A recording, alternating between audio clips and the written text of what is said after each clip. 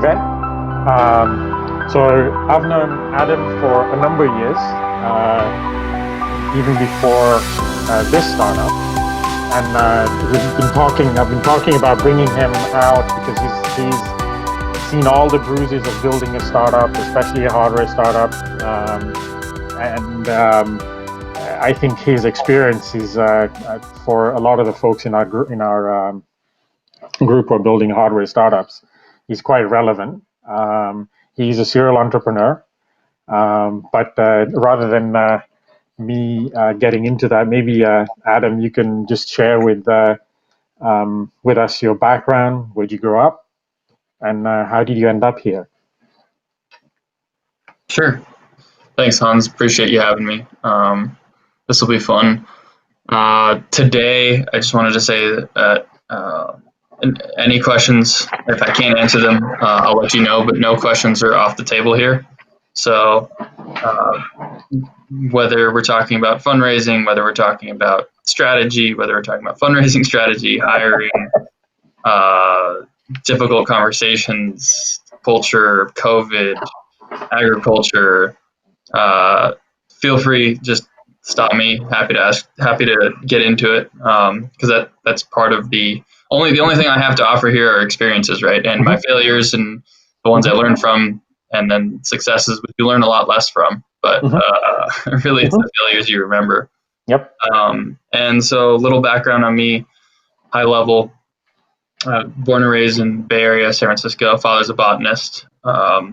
He does a lot of stuff with Phalaenopsis, like orchids and houseplants. And what that led to is understanding plants and having an appreciation for plants. I always like to say that since the plants paid the bills as a kid and I didn't, sometimes on the way to school, my father would put me on the floorboard of the truck because the orchids got the front and the middle and the back seats. So I'd always go to school, dirt on my pants, and it was 7:30 in the morning. And people were like, "How are you dirty already?" And that's how I grew up. Went to University of Washington, did 2 years at Amazon.com. And I guess you don't have to say .com anymore. 10 years ago. And so that was about 10 years ago. A lot of marketing, finance, paid marketing, research. We had a project in there where we did automated bidding for paid AdWords, stuff like that. So I did my time learning about big corporations, what to do, what not to do. Did University of Washington. That was a lot of fun. A lot of people there, and we started a water company out of that. And then that's backed by the DoD and the Navy. And then now I'm back in 2013. We founded iUNU, pronounced UNU. It's iUNU. It's the ancient Egyptian city of light. All plants need light. So it's a play on what plants need to survive. And the logo is Ra, the sun god. If you see the little falcon head, that's Ra, the sun god. Anyways, we've been doing this since 2013. We've been running through the idea maze. I could not have guessed that we would have been here today based on when we started this in 2013. Anyone who tells you that they have it all figured out and that they 7 years later, they're exactly where they thought they'd be, they're lying to you. Definitely not my path here. I was just trying to find ways to solve problems in a greenhouse and farming. So we focus on greenhouses. We really focus heavily on our core competency, which is driving value for greenhouse growers and producers through computer vision and other types of sensors inside of a greenhouse. We're not a control system. We're not an ERP system. We sit between those two. And in between those two, you have people, you have manual labor, you have growers that are highly skilled and knowledgeable, and you have systems, processes, sprays, etc. And so something has to tie all those things together. And turns out it's too expensive to physically instrument a plant. So we virtually instrument a plant. So we like to describe ourselves as the vision vendor to the greenhouse industry. When people ask what plants do you service, we service them all. If you can imagine a plant grown inside of a greenhouse, we help grow it. The majority of our customers are produce, followed by about ornamentals, and then very tiny percentage is medicinal. Cool. And so how did you end up picking greenhouses? Because, in AgTech, you could be on farms where there seems to be a lot of effort. Why greenhouses? So greenhouses presented a place in which there's more control over your outcomes, more data to play with.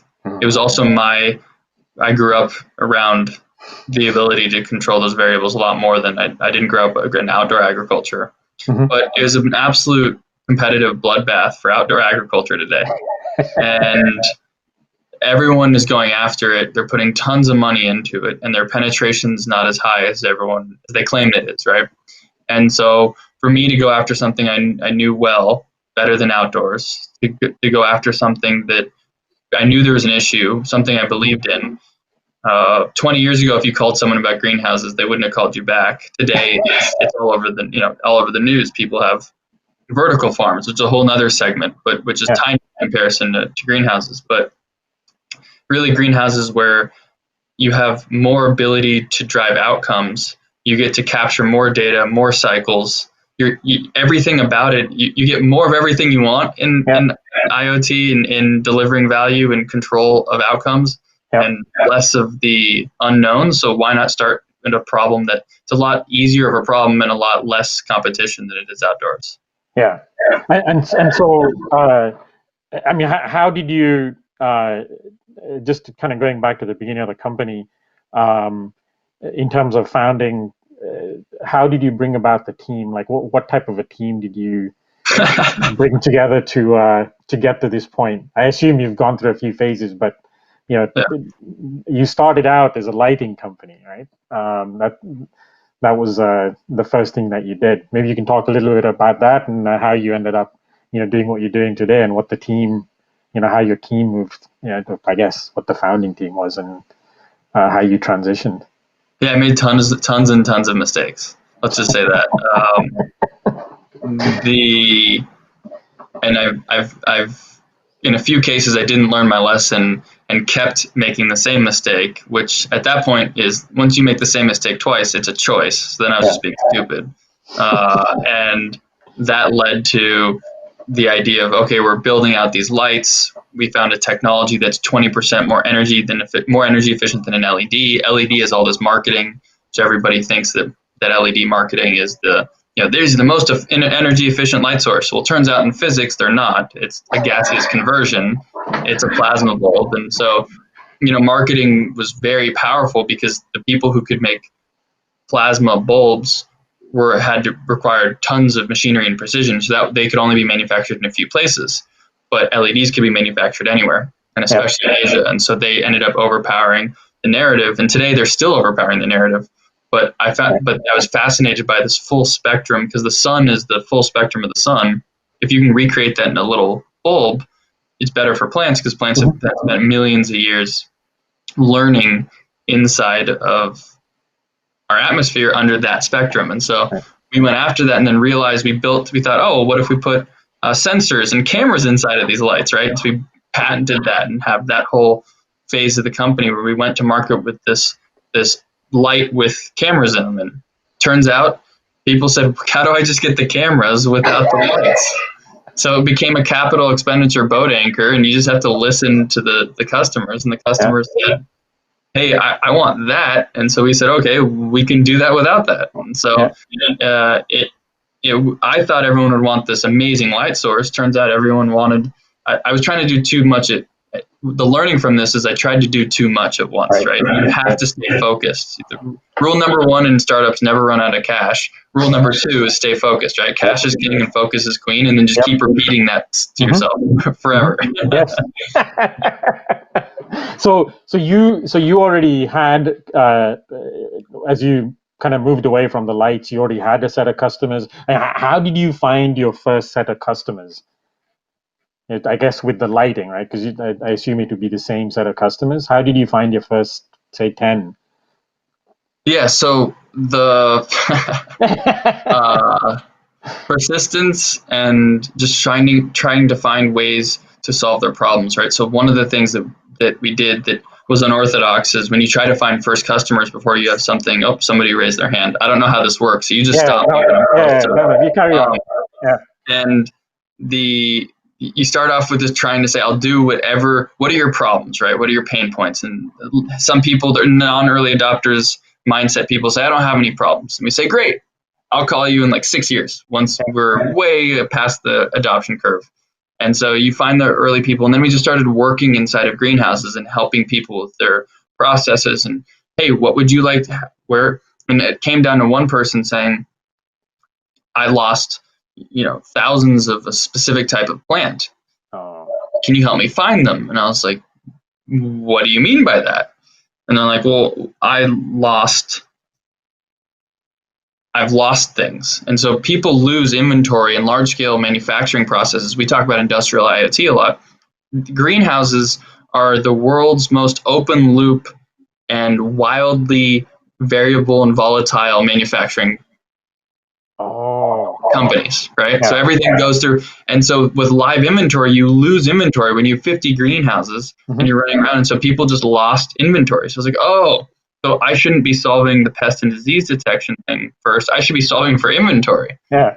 You start learning that you had to solve the inventory tracking problem before you could solve the pest and pathogen and issue and risk reduction problem before you can solve the forecasting problem. So it ended up becoming this pyramid of prioritization based on issues that presented themselves, and turns out the technology architecture, in order to deliver valuable insights, a lot of them came from being able to track it through multiple phases.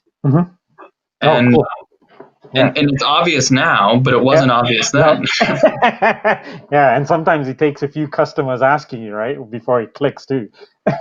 Yeah, I mean, we looked at all types of things. We looked at getting into an ERP business. We looked at getting into control systems. And at the end of the day, I just kept coming down to, what do we want to be the best in the world at? And I love building Switzerland plays, right? The concept of building something that can fit in a nice niche or niche that only became technologically possible within the last 5 to 10 years. That allows us to play nice with everyone in the value chain as opposed to competing with other people. Yeah, and we had I think I mentioned to you earlier on earlier conversation that we had Keenan from Zipline, right? They're building drones to deliver medical devices, and one of the things he said was, don't focus on the hardware, focus on the outcome. And in your case, it's figuring out inventory.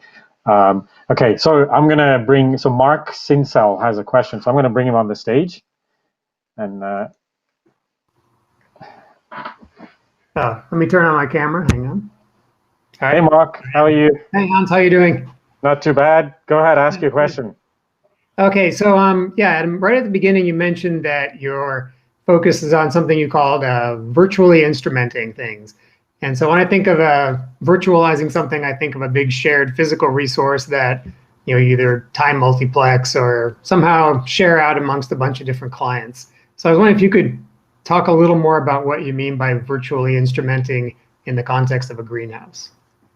Sure. Yeah, the virtual instrumentation process is I'll bring it back to manufacturing because everyone seems to like to talk about that. The concept of, I can physically measure any characteristic of a widget I'm manufacturing, and there are ways to do that easily and more cost effectively if you have no variance in the thing you're manufacturing. But because we're in plants, there's no cheap or really there's no cost effective or economically possible way to measure the widget we're manufacturing because they're biologically alive. So you can't destroy them, you can't do destructive testing. We have to take all these different variables into account. And so they're all these different shapes. So we realized we had to virtually instrument different characteristics of these plants in a way that we could get, leaf size or leaf articulation or growth rate or height or just tracking of the plant. We saw that plant, Wilma, the petunia, was over here with these 6 branches and these 17 leaves. Now Wilma's over there. And so the ability to track asset tracking, the concept of just instead of physical touching, we can actually virtually instrument a manufacturing line through vision, through computer vision and machine vision. To me, I think the whole world is going to be covered in a layer of virtual instrumentation, right? There's going to be this visual cortex that over the next 10 to 20 years, the whole world will be covered in virtual instrumentation in the most minutia, and we're only just solving for a small piece of it. there's going to be all types of virtual instrumentation of, well, as you can see in China already, of people. And so you can see it of manufacturing processes that are much more, have far less, one standard deviation of variance for us is massive in comparison to a manufacturer of an LED, for example. And so that leads them to being able to physically instrument. And so I think the world, based on the fact that the world oftentimes, while physics is less chaotic, the chaos and the variance will lead to virtual instrumentation of all processes in the world through computer vision.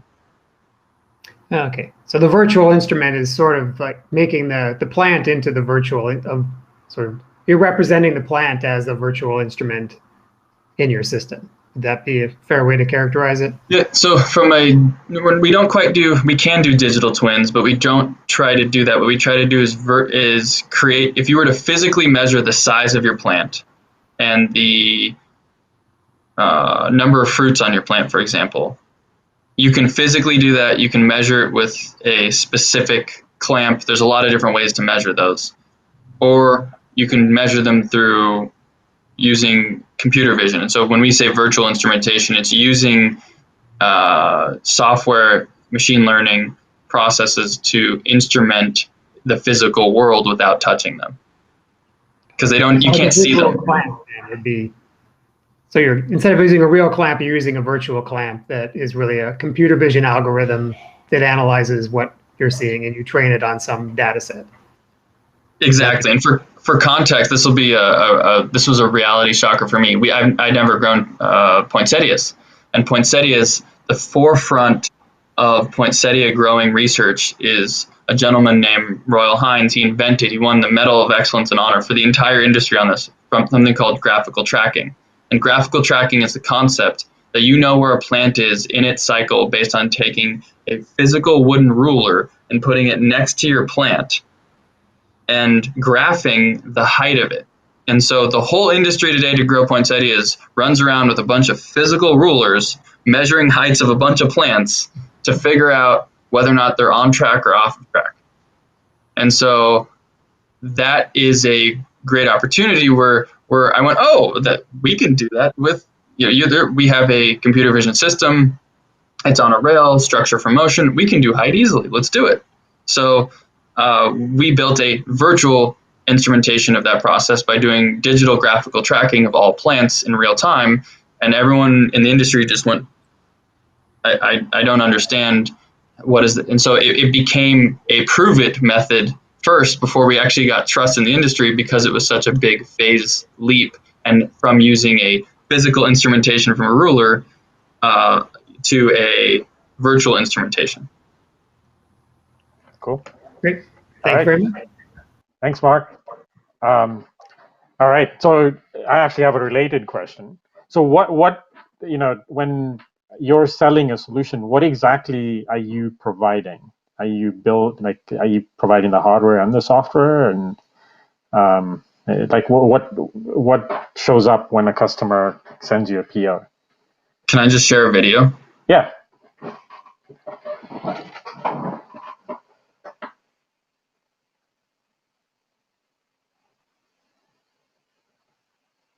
While you're looking for the video, one of the numbers. So I found this chart that showed adoption of digital in different industries. Agriculture was way behind most industries, so lots of opportunity.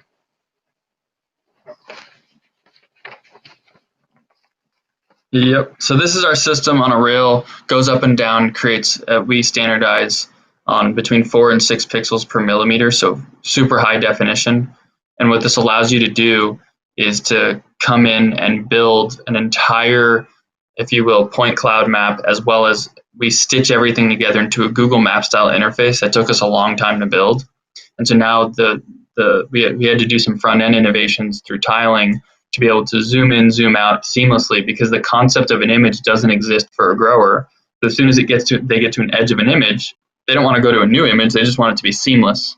We built this seamless workflow where you can see all of these images stitched together in a way that it's one Google Maps that is derived from these cameras that go up and down a greenhouse that every single day create 4 to 6 pixels per millimeter of virtual instrumentation of all the plants underneath it.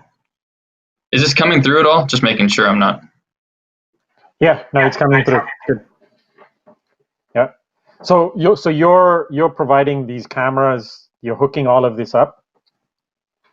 Correct. We initially tried to sell them, and then every farmer came back to us and said, I don't want to be in the business of understanding this. So just give me the understanding, the data, give me the graphical track, give me the tracking, give me the pest and pathogen detection, give me the forecasting. I don't care how you get it. Just don't screw up my processes. Just give me the answers. Yeah. So deliver the outcome. These became our tools to deliver the outcome, and we really had to get into outcome-based selling, which is what do you need from us? What are we targeting? And let's work through this with you as a partner. So basically they pay you a monthly subscription to have this done. Correct. Okay. And now, just around adoption, right? One of the reasons agriculture has been slow in adopting digital is because there's if it's not broken, don't fix it. You kind of touched on it earlier, but what was the process of convincing these guys? How long did it take you? What were some of the hurdles that or I guess sales objections you were dealing with? Yeah, so the sales objections we got initially was based on, are we going to change their processes? And what we had to do, what you're really getting into is this is continuous improvement and change management, where instead of you coming in and telling them how to change their processes, you work with them to decide how they want to change their processes. Yeah. Okay. And so the sales hurdles came down to we don't even talk to people we say, hey, so what are you trying to address? What do you want to get out of this? And they say, I'm perfect. We don't even we just walk out of the door. It's like, oh, where did Adam go? And I'm already in the car, right? It just doesn't, that's just fighting an uphill battle. And if they don't have any problems, then they're the first people in history that don't have problems. Yeah. Yeah. No, that's probably also it's not broken, let's not fix it mentality as well. Well, it's a shift. It's a shift. It's a shift from selling. You don't want to sell anything. You want to partner with them to do solution consulting because it's a B2B enterprise consultative sale. And instead of doing it as a sale, it's more of a, what are we partnering to work through, drive an outcome, which then shifted to a concept of the best way to sell this is to always be leaving. So you just, okay, you're perfect, I'm leaving, right? You just don't waste your time with people who don't want you there. If they're people who actually want help solving a problem because our industry's margins are tight, then you're there to work with them to get it. And so that's sort of how we sort of shifted a different consultative mindset. And how long, I assume that happened over a period of time, or was that how you started? What did you sell initially? Were you selling cameras and AI, and how did that shift? Our first contract was to sell cameras, and they were static cameras, actually. Oh, okay. And then it turns out people wanted this at scale, and you couldn't stitch them together effectively. And so then I did a quote for 300,000 cameras, and I said, "Wow, Adam, you're an idiot. Why would no one's ever going to do that?" So then we moved to moving cameras. Cool. So just kind of along these lines in terms of adoption. So I don't know what the numbers are for greenhouses, but in farming in general, over 90% of the farmers, I saw a statistic, are considered small farmers, right? Not the big industrial corporate farmers. Who are you targeting? I guess which end of the scale are you at? Yeah, so it's important to know that while we talk about that the 90% are farmers, the 10% own 80 to 90% of the production. Right. So you're targeting the bigger guys, I guess. So we target people who are either ambitious, that they want to start scaling up. So they may not be big yet, but they're ambitious, right? It's all about mindset. Do they have the mindset to want to work with you? Yeah. And so if you're ambitious and small, we'll work with you. If you're large and ambitious, we'll work with you. If you're large and trying to do centralized management of distributed facilities, we work with people like that. So we have lots of greenhouses and farms today where there are multiple people own multiple properties across different states, and they're trying to standardize their protocols, standardize their knowledge. Yeah. And that tribal knowledge doesn't get retained. And people used to stay 20, 30 years inside of a job, and today you don't do that. Yeah. And every time someone leaves as a grower, you lost all that tribal knowledge on how to optimize your specific facility, because they all have their quirks. Yeah. Like the guy running around with the ruler probably has figured out their own quirks as well with the ruler.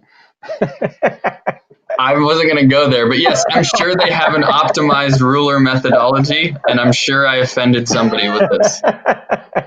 You can't get through the world and make big changes without breaking a little glass sometimes. Yes, that is so true.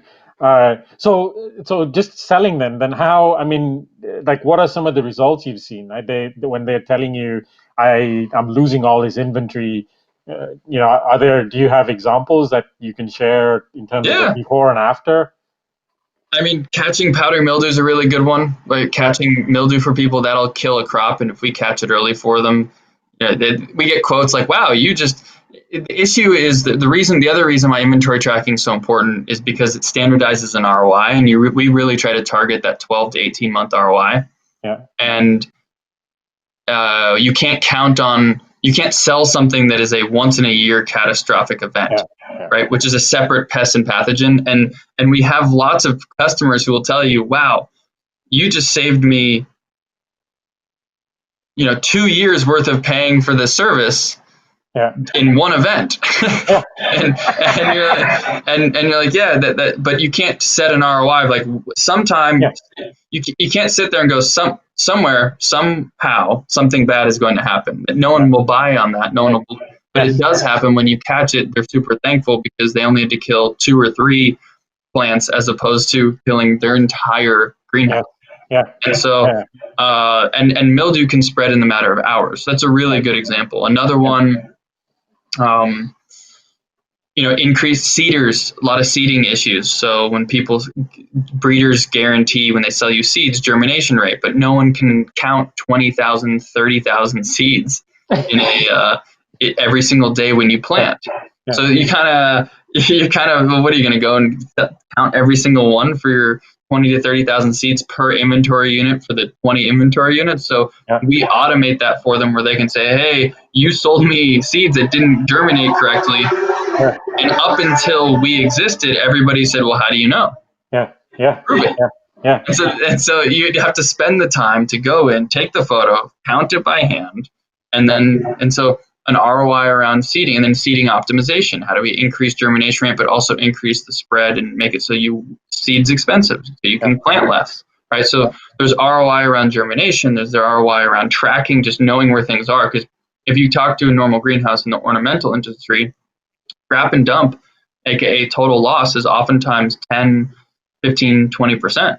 Wow. In produce, it's closer to 5 to 10, but the forecasting in ornamentals is much more accurate because it's a longer term plant. And produce forecasting halfway through the growth cycle is plus or minus 30%. So you can be plus or minus $5 or $10 million a month depending on how good you are. And so that's every single plant or every single crop grown inside of a greenhouse has a different thing that makes not having eyes on it, virtual instrumentation, single source of truth, a plan of record and a state of record makes it so there's pain, whether it's in forecasting, whether it's in loss, or whether it's in tracking. We use the same system across all crops to drive value, but it turns out different industries and different crops value certain features more than others. Right. Cool.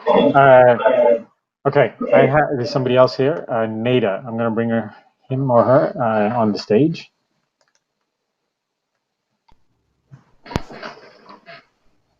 So let me get this going. Hey, Adam. My name is Nada. Hello. Hi. Hey, quick question for you regarding the initial sort of beginning of your company, and you mentioned that you gained a lot of you went after customers that were ambitious. So one of the first questions is, what tools did you really use for going after those customers? Today, it seems like for startups like myself, we're focusing a lot on LinkedIn as a professional service, but we're always torn. Like, where do you start throwing money towards marketing dollars to gain customer and gain it and build a pipeline? So that's one of my first questions. Is any suggestions you have of building that pipeline and gaining those ambitious customers in the greenhouse? And by the way, we are also in indoor ag. And then the second question is, your sales cycle. And I'm curious if your sales cycle from the beginning of the business has shortened compared to where you are today and how that's changed and evolved over time. Yeah, so 2 questions. I'll tackle the last one first.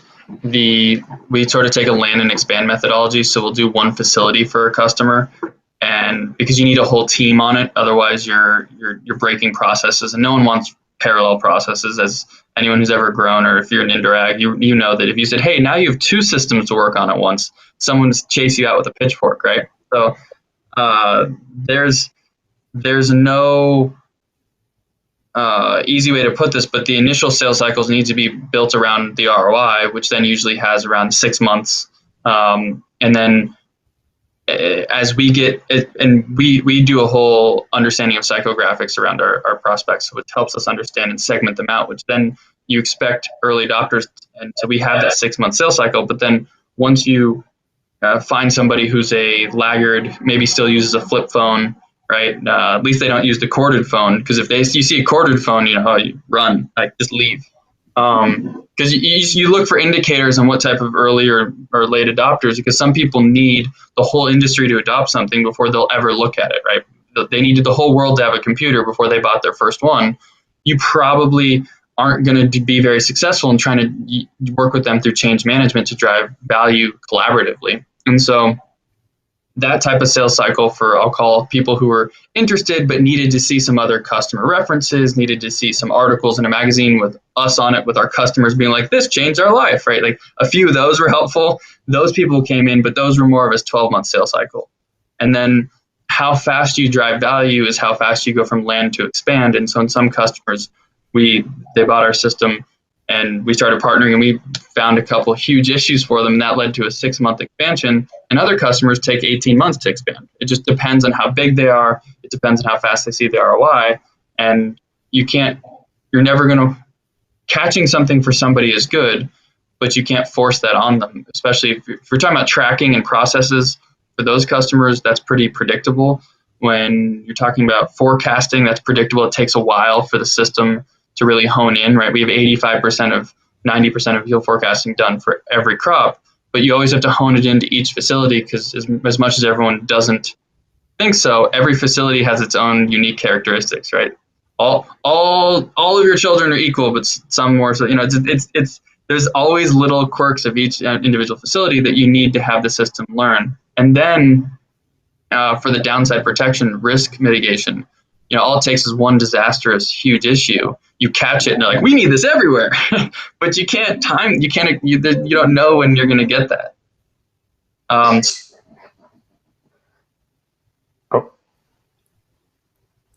It looks like Adam Hello? is still there. There Did we I go. lose you guys? You're back. Sorry, I'm Yeah. probably sharing my internet with too many people. Apologies. What was the second question? The second one was really where in the beginning or even today you guys are focused on finding your leads and generating that pipeline, which is a challenge now with COVID even, right? Because you can't get in front of people, so you're relying basically on email. But like, where do you get your leads actually to build that pipeline as a startup especially? So a lot of our leads come from inbound. So there's a lot of articles about us out there. There are a lot of articles about. I think last time we have over a few hundred articles out there of content of people pointing back to us. We have customers out there pointing back to us. We have customers who are writing articles about us pointing back to us. That's really helpful, because that's a third-party trust that we didn't pay them to say. They just, we have customers who call us like, hey, you were in Greenhouse Grower Magazine, FYI, we did something about you, right? Oh, okay, that's good to know. That's helpful for sales. That's why we got 6 inbound leads in the last 2 days. I would have liked to know that. But the early on sales came from less from inbound and more from pure just goodness of heart people who you just had to be.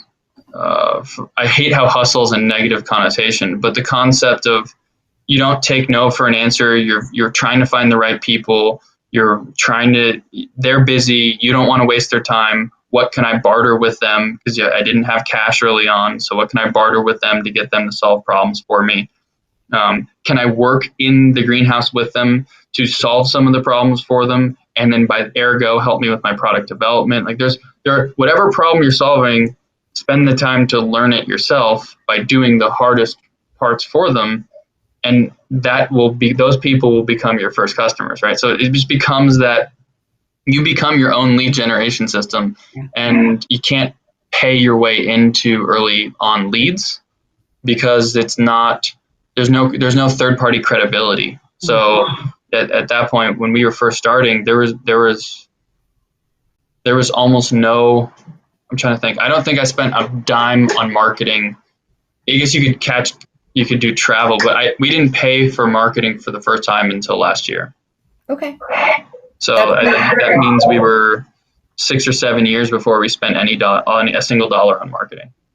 Thank you so much. Yeah, and the last thing I would say is in farming, and since you're an innovator mindset, which is good, that's helpful for propensity for adoption, but propensity for spend is oftentimes hard because of how much farms cost to set up. So some of the early adopters we ran into didn't actually have the funds to actually build what they wanted to build, and those can take a lot of time. And so you got to focus on your core competency, do what you do best, and not increase scope just because someone else hasn't figured out how to get started. That's a big mistake I see a lot of people make in farming, is all of a sudden their scope gets really broad just because they need to be able to try to fit in one extra customer. Mm-hmm. Yep. Thank you. Focus is important. Thank you, Neda. So I have a couple more questions. We're coming up to 5 o'clock. Folks, if you have a question, raise your hand and we'll bring you onto stage. So just talking about funding, what's that been like? You've kind of, you did a pivot from doing lamps to what you're doing now. And what has that journey been kind of from the beginning? Well, you kind of have a hanging chad of investors from the early, and I didn't raise that much money. I think there was about $1 million into the lighting business, but even then there was imagery inside of it and other sensors, and so that led to there was enough there that sure, I think doing the right thing over the easy thing is something that it's hard for people to do. Most people that I've seen in situations like that just shut the business down and open up the next business, but then you just wipes out all the cap table, wipes out all the investors, and that's the easy thing to do. I don't think that's the right thing to do. So we've taken them along with us, and it's led to more difficult conversations of, well, why would you do that? And my answer is always, it's the right thing, not the easy thing. If you have a problem with that, then I can't help you. I'm not going to go back and change that. So I made that decision. We choose from our choices, and that's what we did. And so the fundraising side, there's that $1 million. I mean, we've raised 25 or 30 now. So that conversation is far less important, but it was it was way more important when it was a larger percentage. So we've gotten over that hump. That was always an issue. And then fundraising wise, what else did you ask about that? Just so I make sure I answer your question. I mean, what has your experience been in, even after the pivot, in terms of raising funds here in Seattle, specifically for an AgTech? IoT funding was down in 2019, I think it was, but you guys have been consistently raising. What are some of the hurdles, and if somebody's starting out, what advice would you give them in terms of funding? Hans, this is being recorded. You got to be careful here. I will. There's the answer I'll give you here, and if anyone wants help, I'm happy to help them and give them perspective. But you have to. There are a lot of VCs in Seattle more than you think. So not just the brand name ones, and many of them will waste your time. And so VCs have time because they just need to filter through things to learn when to deploy. Entrepreneurs, the only thing we don't have is time. And so getting serious quickly is important, and knowing when to fundraise is important, and knowing risk profiles of the VCs is quite important. So me going out and fundraising in the Seattle ecosystem early on, before we had a lot of traction, no one would talk to me, or they would, but it just didn't go anywhere. If you look at the one or two AgTech companies that were funded, not founded, but funded in Seattle, they came from serial entrepreneurs with $500 million exits, and it's much easier to fund people who've exited with hundreds and millions of dollars and billions of dollars. I get why they did that, but that's not I'm assuming that's not for most of us here. So, so you can always fundraise. If you've already made them $1 billion, you can always fundraise in Seattle, guarantee you. For me, I had to go down to the valley, and I had to go down to the valley to win big enough to be able to fund an IoT startup, right? We all know that the cycles of IoT is fundamentally different than it is for just a software play. And so I like to go really up in macro level. I had to explain that the Facebooks and the Twitters of tomorrow are not being born today because it was built on the back of a very heavy infrastructure that we laid highways for. Now we're laying infrastructure to cover with you need physical instrumentation to get new types of digital instrumentation. The World Wide Web is not just some green farm anymore. It's a red bloodbath of competition. You're standing out's way harder. If we starting, and so the cycle that we are in right now in humanity is we're laying the streets and the neighborhoods of IoT next to the highways, but the highways of the internet where you could build a Facebook, you build a Twitter it's not nearly as open fields. And so now we're laying these we're getting ourselves, the high and hard problem is getting the new type of data, right? So it's not just new types of analysis, which is new technology, which has really only been available the last 10 years at scale and at cost that's cost effective, but it's also the high and hard problem of getting the new type of data with the new type of analysis applied for applied IoT that's so important. And so I think once you walk through how you're going to do that, a lot of people will believe you and get behind that. And that's what happened in San Francisco. And there were some scouts of VC funds that were in San Francisco that came up into Seattle. And then there were a few really awesome entrepreneurs who had funds. So really important to know, professional investors who have funds who were entrepreneurs to make their money, those people were much more, had a higher propensity to take meetings with us and support us than the ones who were professional investors with other LPs who worked their way up as professional investors. And so if you're in IoT, which I'm assuming a lot of us here in Industry 4.0, we're talking about needing to get people who are enrolled in it, who have done this before, not in IoT, but have done this as an entrepreneur. They're much more likely to stroke you a check earlier stage in Seattle than someone who's a professional investor, because what we're doing in Industry 4.0 is a high and hard problem. This isn't. This is a much more complex and high and hard problem than most people really want to touch, right? It's Industry 4.0 is hairy in comparison to the concept of Twitter. Yeah. And remember, a lot of people have theses out there to go find the next Twitter. And so you have a lot of people who made money on the era of software is eating the world before it ate everything that was low-hanging fruit, quote unquote.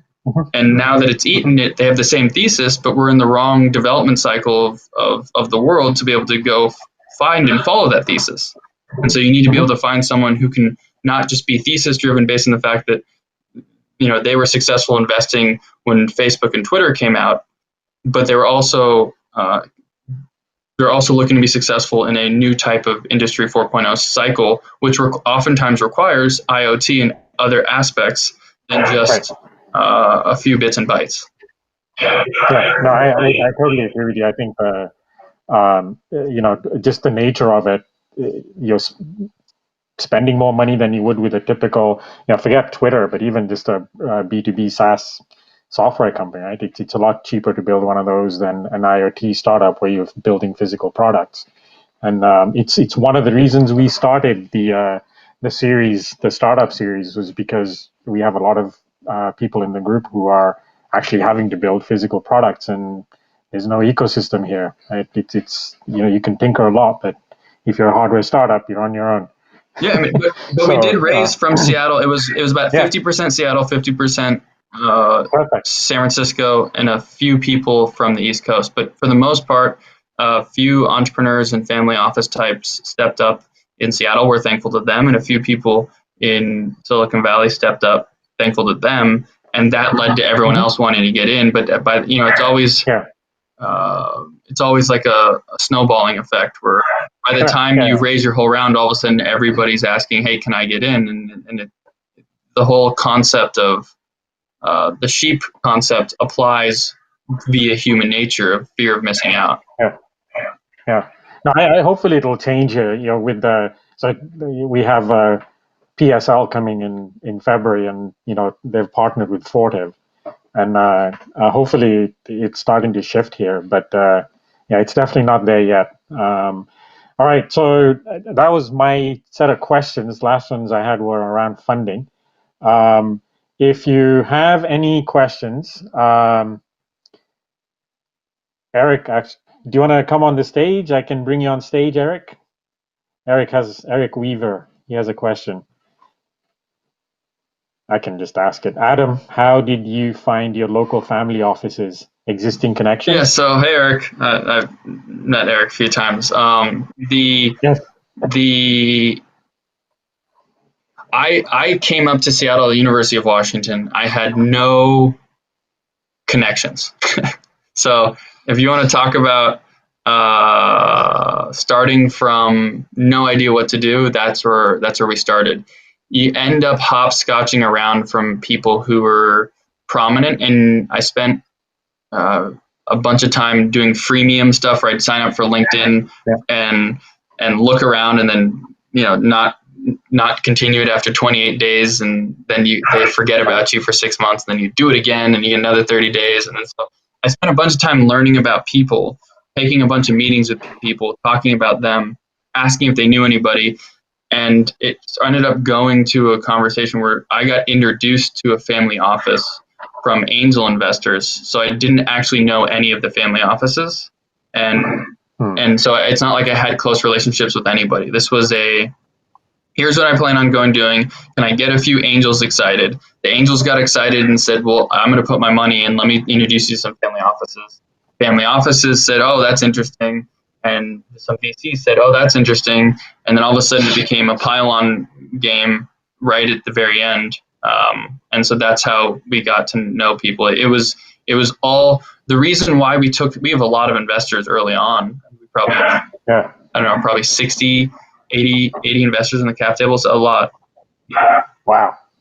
So that's really comes down to understanding the power of network and angels is what I told myself. And so I piled in people with $10,000 checks, $25,000 checks. And yeah, sure, it's a pain. And our lawyer complains all the time, like Adam was as necessary. And at the end of the day, it is more work. It is true. But every person who writes you a $10,000 check is also your biggest advocate, your biggest fan. It's they're trying to get a return on their money, so you're aligning incentives, and the more people I can get aligned incentives around me, the better off I was. The other thing I did, which might be helpful, is I also built out an advisory board of people who wouldn't write me a check, but I liked the way they thought, and then gave them some shares in the company, and then all of a sudden we aligned incentives again. And so it led to me just going to grab, people would say, bring me a rock, and I'd grab a rock, and they'd say, not that rock. Like, okay, well, how about this rock? And so then I realized that people didn't want a single rock. They wanted 3 rocks at a time. And that was exciting enough for like, oh, I'll introduce you to this person, which they seem to have just found, right? Like one where like, well, why didn't you bring that up 6 months ago? And really what they're saying is you weren't ready. And so where people are, go ahead. Sorry, can you guys hear me okay? Yeah. Quick Yeah. question. It related. How many? So we have three founders, or not founders. Sorry, advisory board members, whatever you want to call them, advisors, and they get a little bit of equity each for 4 hours a month to advise us. Did you go bigger than that when you were looking at your advisory board? And I'm just curious because I don't know what the standard number is of advisory board sizes. I could easily throw the doors open and bring in more people with a lot more connections and more networking and really grow this, because it is super hard to do an IoT startup, I think, in Seattle, at least the route we've been going. So I was just curious, like, Adam, how many advisors did you take in, and did you find yourself churning them? Did you have to get rid of them because they weren't doing enough, or just curious? Yes, I believe heavily in a working board and a working advisory board, but I don't expect them to write papers or spend a lot of time. I expect them to spend a lot of social capital and network to help us. So we, at any given point, I have between 3 and 8 advisors, probably no more than that. And early on, before we raised a bunch of money, they were getting 1/4 of a point to 1/2 a point, right? And after we raised our first round, it went down to, 1/6 of a point, something like that, 1/5 of a point. And then as you get bigger, those points get smaller, and you do it vested over. We do it vested over 2 years, monthly. Cliffs are dumb for advisors because you want them to give you value right out the gate. So if you don't do a cliff, if you do a cliff on an advisor, they're just going to wait till you get to month 13th. So it's all about aligning of incentives. And so for me, it's like, I need value now. So cliff, let's go. Here we go. Come on, what do we got? And you sort of get in the trenches with them, and you play with them, and you're diving with them, and then eventually, for example, when we pivoted from decoupling the lights from the imaging systems, the people who were lighting advisors, we stopped their advisory agreement, thanked them very much. They got to keep their options, and off we went. And so from my perspective, that led to goodwill, over communicating, setting expectations, just spending, and then as I kept leveling up on people that I thought would be valuable to us, they kept introducing me to more people, and then you deprecate the people who are not helping you as much as the people who are helping you more, and so they end up. And then it's really fun when they get in a friendly competition where they're all now fighting to be on the advisory board, right? And that's once you've hit that, then they're working with each other and trying to find ways to drive more value for you, and now you have networked, successful, leaders advocating for you when you're not in the room. That's when it sort of ended up taking off again in another way. And sort of, you want to create an ecosystem between them where hey, I got introduced by these 3 people. What do you got for me, right? So it's starting to talk about it. We did advisory board meetings where we would have full on 5, 6, 7 people in a meeting. We talked through, and I asked a bunch of questions and asked them and then I also separated. I have an industry advisory board and I have a business advisory board. And then the business advisory board includes a business and technology advisory board. And you need to have both of those, and they have to be separate, because otherwise you're going to bore the heck out of each other. Mm-hmm. Mm-hmm. That's good advice. Amazing. Thank you. Yeah. All right. There's one more question. Hang on, from Stuart. I'm going to bring Stuart on the stage.